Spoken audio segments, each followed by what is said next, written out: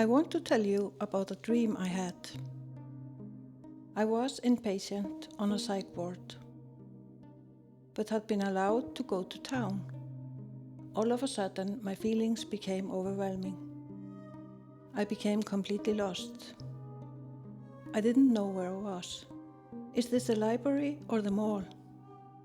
How can I make it back to the ward? But somehow I managed.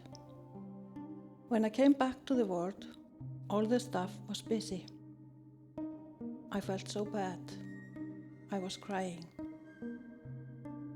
I found my bed. It was in the hallway.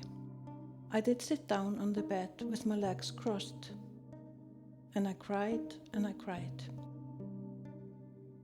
Everybody was occupied, busy with something else. One nurse said she would call my psychiatrist, which worked outside the hospital, or my social worker at the social services. I cried. After a while, I felt that someone did sit down on the bed with me. I could not look up. I felt so bad. I just saw red plaid pajama trousers. Is this my social worker? The person spoke with me with a soft voice. She didn't judge me. I calmed down. I started to feel better.